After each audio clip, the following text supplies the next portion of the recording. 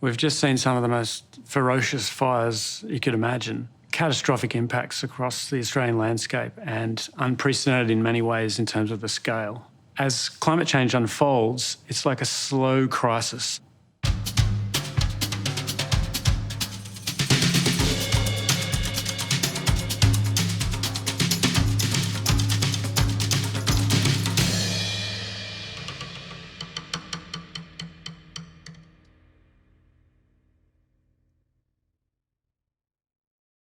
Bushfires are an assault on the whole community, and it seems these days they're an assault on the whole world. Australia's known to be the climate change canary for the world. What we were facing here were like scenes from an apocalyptic film. In addition to these fires being incredibly extensive across eastern Australia, for the first time we saw a range of cascading and compound impacts. The megafires are likely to have had significant health consequences. The truth is that we don't actually know yet because the relevant research hasn't been done. The overwhelming story that the science tells to date is that the risk of these severe fires will increase as climate change unfolds. We had soot on the beaches in Sydney, toxic smoke pools over Canberra, Melbourne, Sydney.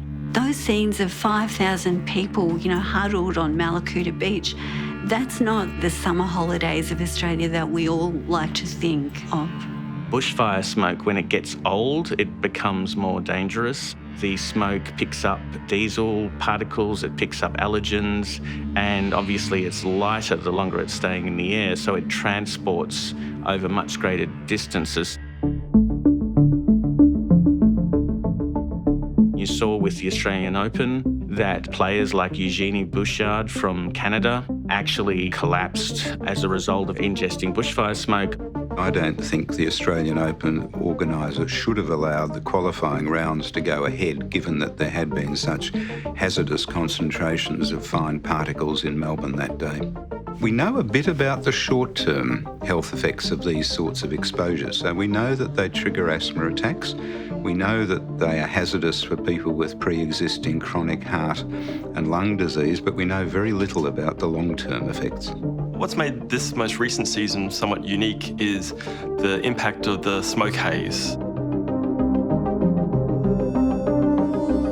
The smoke haze meant people were staying inside, tourists weren't out and about spending money on retail, on food and drinks. So the impact wasn't just on the fire grounds themselves, they're impacting on economies hundreds of kilometres away.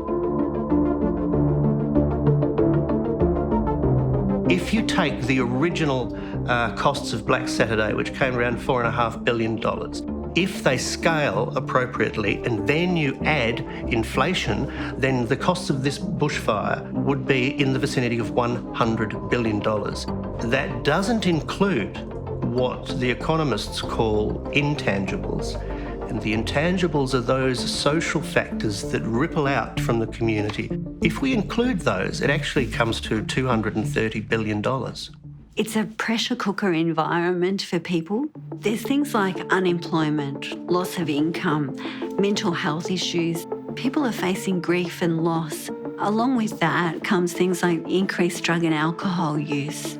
After Black Saturday bushfires, one man that we interviewed said he can't get over the fact that he was screaming into the microphone of his CFA truck. He was screaming, "We're going to die, we're going to die." And he just felt so ashamed of that.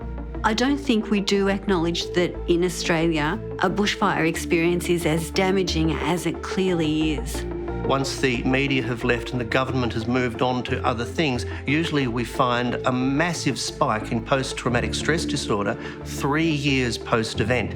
We're very good at doing the immediate support and bringing in the military, but we don't maintain it.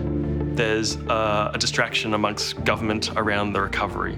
And what the disaster literature tells us is we need that very rapid response. The longer that process takes, the more people start to question their decision to live in that area. And then you have these flow-on effects around people drifting away and the whole local economy becomes weaker and weaker. And then you're almost in a bit of a downward spiral. I think the challenges from these bushfires are even bigger than the challenges after Black Saturday because there are implications for our way of life and for the whole world. We need to invest into reducing the fire risk. Most fire agencies here use a fairly rudimentary approach to determining the risk from satellite data. With the work we are doing, the scale of the resolution is significantly higher than what they're currently using. We use satellite imagery, and those satellites are usually operated by the large space agencies. We can provide much more depth to the information and a much higher resolution. We can assess what the state of the vegetation is at very different levels at a 25-meter resolution.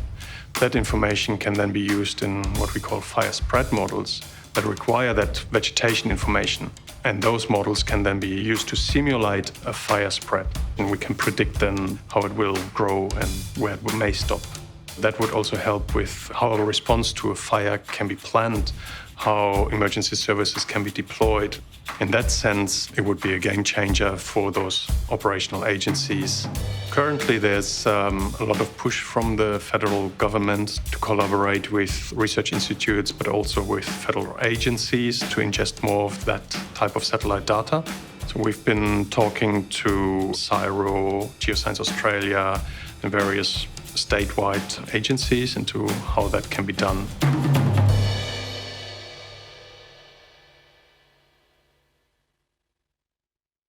I probably had never envisaged we would have such a spatial extent all at one time. The landscape was simply so dry that it produced this magnitude of fire.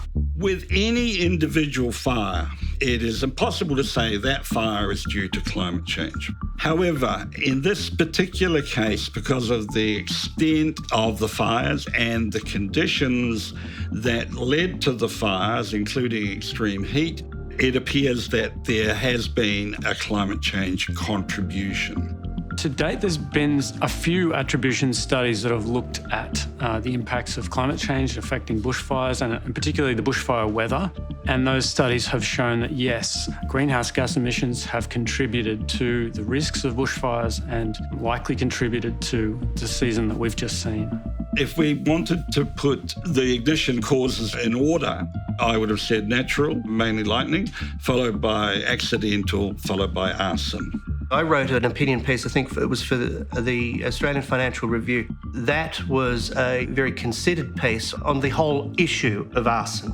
And we know from multiple areas of research, whether it's satellite data or whether it's investigations by police, around about 85% of fires have a human origin.